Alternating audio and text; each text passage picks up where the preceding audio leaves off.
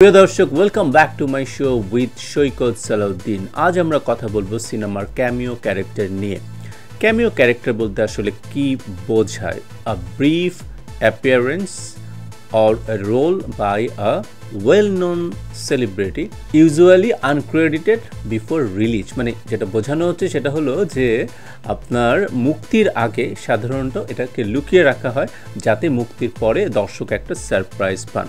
চলুন এই পর্বে আমরা আলোচনা করে ফেলি আমাদের সিনেমায় ক্যামিও ক্যারেক্টার কারা কারা করেছেন।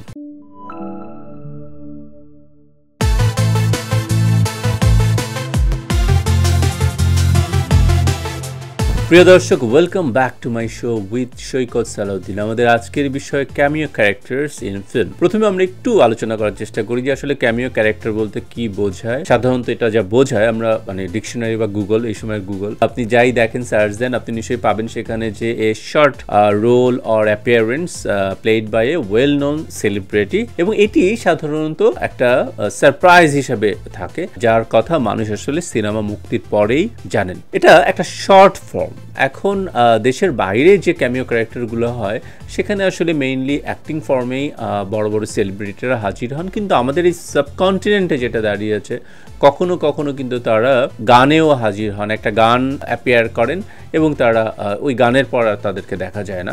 সেই গানটি কখনো সিনেমার একটি অংশও হতে পারে, আবার অংশের বাইরেও হতে পারে, মানে আমরা যেটাকে আসলে আইটেম সং বলি। তো শর্ট ফর্ম অফ অ্যাক্টিং এটা যে কোনো ফর্মে আসতে পারে। সো আইটেম সংকেও আমাদের আসলে ক্যামিও ক্যারেক্টার হিসেবেই ট্রিট করতে হবে, কারণ এটা অ্যাক্টিংয়ের একটা ফর্ম। তিনি গান করুন, নাচ করুন বা ডায়ালগস দিন, তার টোটাল অ্যাপিয়ারেন্সটাই আসলে একটা ক্যামিও অ্যাপিয়ারেন্স। সাধারণত একজন আর্টিস্ট বা একজন সেলিব্রিটি তিনি যে লেভেলের আর্টিস্ট হন তার সাধারণত প্রধান চরিত্র করার কথা, কিন্তু তিনি যে কোনো কারণেই হোক, সেটি একটা সারপ্রাইজের কারণে হোক বা সেই ছোট্ট ক্যারেক্টারটার প্রতি লোভে হোক বা আমি বলবো যে ডিরেক্টরদের বা প্রোডাকশনের সাথে সুসম্পর্ক কারণে হোক বা সত্যিকার অর্থে অভিনয়ের খোদা থেকে হোক, সব কিছু মিলিয়ে দেখা যায় অনেক বড় বড় শিল্পীরা কোনো না কোনো সিনেমায় গেস্ট অ্যাপিয়ারেন্স করেন বা ক্যামিও করেন, আইটেম সং করেন। তো আমরা একটু আলোচনা করার চেষ্টা করি যে আমাদের সিনেমার চিত্রটা আসলে কেমন। যে আমাদের সিনেমায় আমরা যেটা সাধারণত শুনি যে আমাদের প্রধান তারকা যারা করেন তাদের সাথে পর্দায় অন্তত একটা মানে ক্ল্যাশ থাকে, তারা আসলে ছোটোখাটো কোনো ক্যারেক্টারে করতে চান না, কিন্তু আমার মনে হয় যে এর মধ্যেও অনেক ক্যামিওর উদাহরণ আছে। আমরা হয়তো কিছু কিছু ক্যামিওর আলোকপাত করতে পারি। আমরা শুরুই করতে পারি আমাদের নায়করাজ রাজ্জাককে দিয়ে। নায়করাজ রাজ্জাক একটা বিশেষ সিনেমায় ক্যামিও করেছেন, আমাদের ইন্ডাস্ট্রির আরেক দিকপাল সোহেল রানা অভিনীত যে প্রথম সিনেমা ছিল মাসুদ রানা, সেখানে কিন্তু নায়করাজ রাজ্জাকের একটা ক্যামিও সং আছে এবং সেই সংটা হচ্ছে মনিরি রঙে রাঙানো। এটা একটা বিখ্যাত গান। সেটির আরেকটা ফিমেল ভার্সন আছে যেটি কিন্তু কবরী করেন। তো সেই গানটিতে কিন্তু রাজ্জাক আছেন মনির রঙে রাঙাবো, একটা রেস্টুরেন্টে তিনি গান করছেন এবং সেখানে সোহেল রানারও একটা শট আছে। তো সেই ক্যারেক্টারে আমরা কিন্তু নায়করাজ রাজ্জাককেই আমরা পেয়েছি ক্যামিও ক্যারেক্টার, এবং আমরা জানি নায়করাজ রাজ্জাক কিন্তু অনেক উদার মনের ছিলেন। তাকে আমরা নানা সময়ে দেখেছি। খুব পরে এসে আমরা নায়ক ফেরদৌস প্রযোজিত সিনেমা এক কাপ চা, সেখানে কিন্তু আমরা তাকে দেখেছি একটা ক্যামিও ক্যারেক্টার করতে। এবং আমার যতদূর মনে পড়ে আলমগীর শাবানা অভিনীত একটা সিনেমা স্বামী স্ত্রী, সেখানেও তিনি ছোট্ট একটি ক্যারেক্টার করেছিলেন, মানে তিনি শাবানার হাজবেন্ড ছিলেন এবং শেষ দিকে তিনি আবার অ্যাপিয়ার করেন। আমাদের ফারুক, নায়ক ফারুক, তাকেও আমি বলবো তিনি একটি সিনেমায় অভিনয় করেছিলেন। তাকে অল্প একটু সময়ে দেখা যায়, তিনি শাবানাকে অনেক ভালোবাসেন, বিয়ে করেন, কিন্তু মা তার ওয়াইফকে পছন্দ করেন না। একটা সময়ে তিনি আত্মহত্যা করেন, সেই সিনেমাটির নাম হচ্ছে লাল কাজল। ফারুককে আমরা পেয়েছি ক্যামিও ক্যারেক্টারই বলতে পারবো, একটা ভেরি শর্ট প্রেজেন্স, কিন্তু মনে একদম মানে দাগ কেটে যায় আমাদের বড় বড় তারকারা যখন এই ধরনের ক্যারেক্টারে অ্যাপিয়ার করেন। এবং আমি যদি সেখান থেকে আসি যে একটি সিনেমা আমার যতদূর মনে পড়ে যে পূর্ণদৈর্ঘ্য প্রেম কাহিনী, এখানে কিন্তু সোহেল রানা এবং ববিতা মানে সূত্রধর গল্পের মানে যেটাকে বলে হচ্ছে অ্যাঙ্কর হিসেবেও কিন্তু তারা অ্যাপিয়ার করেছেন। সাধারণত তারা অনেক তো প্রধান চরিত্রেই কাজ করেন, কিন্তু এই যে ছোট ছোট আমি বলবো যে সারপ্রাইজ মানুষকে কিন্তু এক ধরনের আনন্দ দেয় বা দর্শকদের চমকিত করে। এই সময়ে এসে কিন্তু দেখা যায় যে আপনার সারপ্রাইজটা আর থাকে না, বরং এটাকে একটু সিনেমা মুক্তির পরে সারপ্রাইজ এভাবে না ভেবে যারা প্রযোজনা সংস্থা বা শিল্পী তারা হয়তো মনে করেন যে আগে যদি একটু আলোচনা হয় সেটা হয়তো ভালো, এবং মাঝে মাঝে সেটা কিন্তু অ্যাক্ট করে।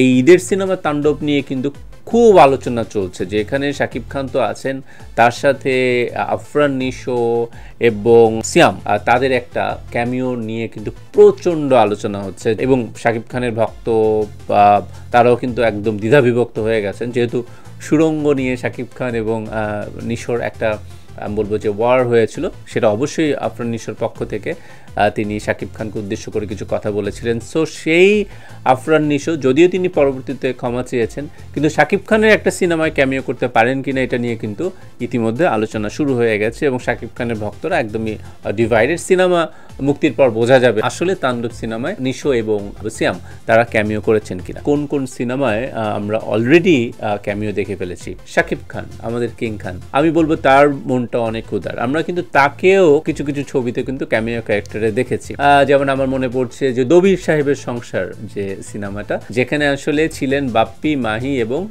আসিফ ইমরোজ। পুরো সিনেমা জুড়ে দেখা যায় যে মাহিকে ঘিরে বাপ্পি এবং আসিফ ইমরোজ তাদের একটা টাগ অফ ওয়ার থাকে, দুজনেই মাহিকে অনেক ইমপ্রেস করার চেষ্টা করেন। ফাইনালি মানে একদম শেষ দৃশ্যে দেখা যায় যে শাকিব খান মাহিকে নিয়ে তাদের সামনে দিয়ে চলে যান। মানে আসলে মাহির পছন্দের মানুষ ছিলেন শাকিব খান। শাকিব খানকে কিন্তু আরেকটি সিনেমায় দেখা গেছে, সেটি হচ্ছে যে এক কাপ চা। আরো অনেক ছবি থাকতে পারে, আমি কিছু উদাহরণ দিচ্ছি। এক কাপ চা, এক কাপ চাতে সিকোয়েন্সটা ছিল এমন যে ফেরদৌস গাড়ি পাচ্ছিলেন না, তিনি একটা জায়গায় যাবেন, হঠাৎ করে একটা গাড়ি আসে এবং গাড়ি থেকে মুখ বের করেন হচ্ছে শাকিব খান, জানতে চান কি প্রবলেম ব্রাদার। তো তখন কিন্তু ফেরদৌসকে তিনি লিফট দেন এবং কিছুক্ষণ অপেক্ষা করেন। এরপর তিনি দেখেন যে ফেরদৌস আসছে না, তিনি বলেন আরে বাবা, তিনি চলে যান। তো এরকম একটা ক্যারেক্টার তিনি করেছিলেন। তো আমার মনে হয় যে এই যে শুরুতে বলছিলাম যে ক্যামিও ক্যারেক্টারগুলো একটা হয় যে একটা অভিনয়ের ক্ষুধা থাকে যে না ক্যারেক্টারটা খুব ইম্পর্টেন্ট, আরেকটা হয় যে সম্পর্ক।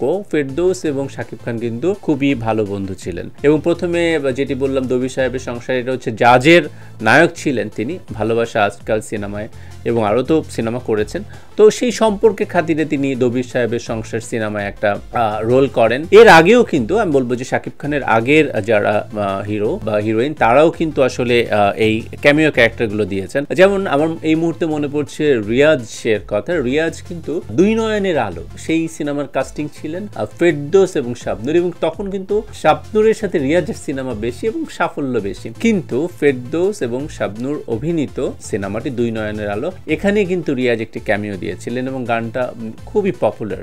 তুমি খুব সাধারণ একটি মেয়ে, বেসেছি তোমায় ভালো, এরকম একটি গান। এবং এই গানটিতে তিনি ফেরদৌস এবং শাবনূর একটা জায়গায় একটা কনসার্টে যান, বা একটা জায়গায় তারা হঠাৎ করে দেখেন যে গান হচ্ছে, এবং রিয়াজ ওই গানটি করেন, তুমি খুব সাধারণ একটি মেয়ে, বেসেছি তোমায় ভালো। রিয়াজও প্রযোজিত একটা সিনেমা হৃদয়ের কথা, যেটির নায়ক ছিলেন রিয়াজ এবং নায়িকা ছিলেন পূর্ণিমা। সেই সিনেমায় একটা ক্যামিও ক্যারেক্টার দিয়েছিলেন জনপ্রিয় অভিনেত্রী, সেই সময়ের আরেক জনপ্রিয় অভিনেত্রী মৌসুমী। মনে আছে একদম শেষের দিকে যখন পূর্ণিমা অসুস্থ হয়ে যান এবং রিয়াজ যখন দোয়া করতে থাকেন, ঠিক সেই অংশে মৌসুমীর সাথে তার দেখা হয়, এবং মৌসুমী তাকে কিছু কাউন্সেলিং করেন আর কি, মানে সাহস রাখার জন্য মৌসুমী একটি গল্প বলেন। তো এইভাবে কিন্তু নানা সিনেমায় আমরা পেয়েছি ক্যামিও ক্যারেক্টার্স। বলছি এই সময় যেমন হুট করে মনে পড়ছে আইটেম সং এর কথা যেহেতু বলা হলো, সুড়ঙ্গ সিনেমাতে কিন্তু আপনার ক্যামিও করেছে নুসরাত ফারিয়া, টাকা রে টাকা টাকা টাকা যে গানটা, এবং ওই গানটা কিন্তু সিনেমারই একটা পার্ট ছিল। তো সেখানে নুসরাত ফারিয়া আইটেম সং করেন, এবং সেখানে তার সাথে ছিলেন হচ্ছে আফরান নিশো, এবং গানটা খুব পপুলার হয়েছিল। পুরোনোদের মধ্যে আবার সোহেল রানার কথা একটা বলি, 1986 সালে মুক্তি পেয়েছিল লড়াকু, এবং তখন কিন্তু সোহেল রানা অনেক জনপ্রিয়, মানে এখনো তিনি কিংবদন্তি, তখন এত জনপ্রিয় যে কোনো সিনেমায় তিনি মারা যাবেন এটি দর্শক মেনে নিত না, এবং তিনি তো স্যাক্রিফাইসিং ক্যারেক্টার বা ক্যামিও করার মতো পজিশনে তখন তিনি ছিলেন না। কিন্তু সেই সিনেমাটা একটা বিশেষ সিনেমা ছিল, সেই সিনেমাটা হচ্ছে লড়াকু, এবং সিনেমা নির্মাণ করেছিলেন শহীদুল ইসলাম খোকন। এই সিনেমাটিতেই কিন্তু তার ছোট ভাই মাসুম পারভেজ রুবেল তিনি নায়ক হিসেবে আবির্ভূত হন, এবং ড্যানি সিডাক ছিলেন নতুন, কাজরি ছিলেন। তো সবকিছু মিলিয়ে তিনি একটা আমি বলবো সাপোর্ট হিসাবে একটা ক্যামিও ক্যারেক্টার করেন, এবং তিনি কিন্তু অল্প একটা অ্যাপিয়ারেন্স করেন এবং তাকে মেরে ফেলা হয়। সোহেল রানা কিন্তু এই সিনেমাটায় মারা যান। এরকম কিছু অ্যাপিয়ারেন্স সোহেল রানা করেছেন, সেই সময় করেছেন। আবার আমরা চোরাবালি সিনেমায় কিন্তু দেখেছি রেদওয়ান রনির, সেখানে কিন্তু তিনি একজন রাজনীতিবিদ থাকেন, সেখানেও তার একটা শর্ট অ্যাপিয়ারেন্স থাকে, তিনি একজন শর্ট রাজনীতিবিদ থাকেন, কিন্তু তার যে লিডার এটিএম শামসুজ্জামান তিনি করাপ্টেড থাকেন এবং ক্ষমতালোভী থাকেন শহীদুজ্জামান সেলিম, তিনি তার ভাতিজা ইরেশ জাকেরকে দিয়ে কিন্তু সোহেল রানাকে কিল করান। তো এই ক্যারেক্টার, এই ধরনের একটা ক্যারেক্টার কিন্তু আমাদের সিনেমার ভ্যালু অ্যাড করে এবং আমি বলবো যে একটা নতুন নির্মাতা রনির জন্য এটা একটা সাপোর্ট ছিল। আমি বলবো ওই সিনেমাটার ভ্যালু অনেক বেড়েছিল। আমরা আফজাল হোসেনকে পেয়েছিলাম। আমি বলবো আমাদের টেলিভিশনের, তিনি সিনেমাও করেছেন, টেলিভিশনের অসম্ভব জনপ্রিয় একজন মানুষ আফজাল হোসেন। তিনি কিন্তু একটা সিনেমায় ক্যামিও করেছিলেন এবং সিনেমাটার নাম হচ্ছে পালাবি কোথায়। সেটি সেন্ট্রাল ক্যারেক্টার ছিল হচ্ছে হুমায়ুন ফরিদি এবং 3 নায়িকা ছিলেন, মনে আছে আপনাদের? শাবানা, চম্পা এবং সুবর্ণা মোস্তফা। তো খুব মজার ব্যাপার যেটা হয় যে এই পুরো অফিসের বস থাকেন হুমায়ুন ফরিদি এবং এই 3 জন থাকেন প্রতিবাদী নারী, তারা নানা ধরনের পেশায় আছেন। তো তারা যখন শায়েস্তা করেন হুমায়ুন ফরিদিকে, এরপরে একদম এন্ডিং এ একজন মানুষের অ্যাপিয়ার হয় আফজাল হোসেন, তিনি আসলে অফিসের বস এবং এন্ডিংটা এমন হয় যে এখানে একটা লাইন টানা হয় যে আফজাল হোসেনের সাথে সুবর্ণ মুস্তফার একটা মিল দেয়া হবে আর কি, মানে সেই আফজাল হোসেনও ক্যামিও ক্যারেক্টার হিসেবে আসেন এবং আফজাল সুবর্ণর একটা লাইন টানা হয়, যে এখানে একটা রোমান্টিক লাইন টানা হয়। আমাদের এখানে কিন্তু অবশ্যই আমরা মাঝে মাঝে কিন্তু তো ইন্সপিরেশনেও কাজ হয়। তো দেখা যায় যে ওম শান্তি ওম বোম্বের যে সিনেমাটি, যেটা ছিল শাহরুখ এবং দীপিকার সম্ভবত প্রথম সিনেমা, তো সেখানে শাহরুখ যেহেতু তার আরেকটা মানে জন্মে তিনি ফিল্ম স্টার থাকেন, তার দিয়ে একটা পার্টিতে অনেক বড় বড় স্টার এসেছেন এবং সেখানে দেখা যায় অনেক স্টার আসেন, ধর্মেন্দ্র থেকে শুরু করে সব বড় বড় এবং এই প্রজন্মের তারকারা আসেন। জাস্ট তাদেরকে এক ঝলক দেখা যায়। সম্ভবত সেই সিনেমার ইন্সপিরেশনেই কে আপন কে বর একটা সিনেমা, সেখানে একটা গানে কিন্তু প্রায় 40 জন তারকাকে দেখা যায় এবং যারা অনেক বড় বড় তারকা। আপনারা নিশ্চয়ই গানটি দেখেছেন। আরেকটি সিনেমা, যে সিনেমার কথা একটু আগেও বলেছি, এক কাপ চা, যেহেতু এটা নায়ক ফেরদৌস প্রযোজিত সিনেমা, এখানেও কিন্তু অনেকেই 1 ডজনেরও বেশি তারকা কিন্তু অ্যাপিয়ার করেন। এখানে একটা গেস্ট অ্যাপিয়ারেন্স ছিল, যদ্দূর মনে করে রাজ্জাক ছিলেন, ঋতুপর্ণা একটা ক্যামিও, একটা শর্ট ক্যারেক্টার করেন। এটির প্রধান অভিনেতা ছিলেন ফেরদৌস এবং মৌসুমী। এভাবে করে কিন্তু আমাদের এই সিনেমাগুলোতে আমরা নানা সময় এই ক্যামিও ক্যারেক্টার্স গুলো দেখে থাকি। আমি বলবো যে এটা আমাদের শিল্পীদের একটা উদারতা এবং আমাদের নির্মাতাদের এবং প্রোডাকশন হাউসগুলোর একটা চমক দেওয়ার একটা চেষ্টা।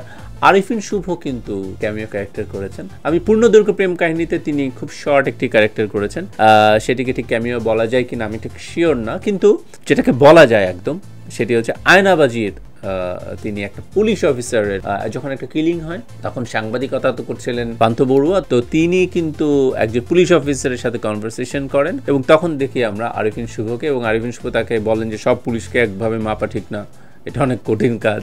তো সেই ক্যারেক্টারটা আরিফিন শুভ করেন এবং এটা একটা অবশ্যই একটা সারপ্রাইজ ছিল, এটি খুব ভালো লাগে। মাহিয়া মাহি কিন্তু একটা সিনেমায় আমি বলবো একদম একটা শর্ট ফর্ম এবং এটাকে আপনারা ক্যামিও ক্যারেক্টারই বলতে পারেন, খুবই রিসেন্ট আমি বলবো। সেই সিনেমাটি হচ্ছে রাজকুমার।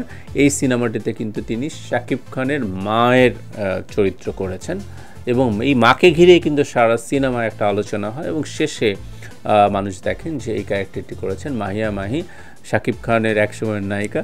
কিন্তু আমি বলবো যে তিনি খুব মানে একটা সারপ্রাইজিং ক্যারেক্টার ছিল এবং তিনি বেশ ভালো করেছেন। ঈদের সিনেমাগুলোয় আবার ফিরে আসি। ঈদের সিনেমা তাণ্ডব নিয়ে আমরা বলছি যে এটা একটা সাসপেন্সই আসলে রয়ে যাবে এবং সিনেমায় রিভিল হবে এবং এ পর্যন্ত যারটা জানা গেছে সেটা হচ্ছে যে আফরান নিশো বা তার সুরঙ্গ যে ক্যারেক্টারটা মাসুদ, সেভাবেই তিনি অ্যাপিয়ার করছেন। সিয়ামও এই সিনেমায় অ্যাপিয়ার করছেন।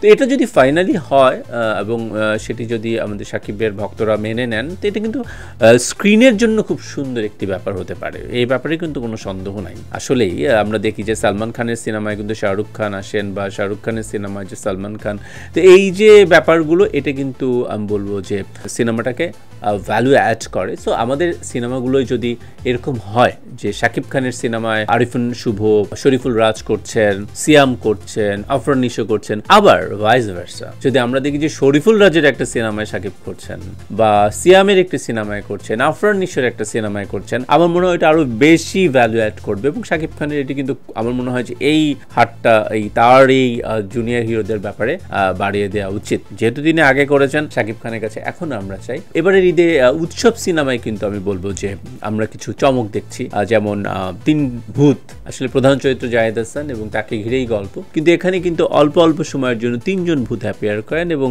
তারা কারা? একজন হচ্ছে চঞ্চল চৌধুরী, একজন হচ্ছেন জয়া হাসান এবং আরেকজন হচ্ছেন অপি করিম। তিনজনই শর্ট টাইমের জন্য, যেটাকে আমরা শুরুতেই বলেছি, একদম শর্ট অ্যাপিয়ারেন্সের জন্য আসবেন এবং সিনেমা দেখলে আসলে বোঝা যাবে তাদের মানে তারা কতটা আমাদের এন্টারটেইন করেন।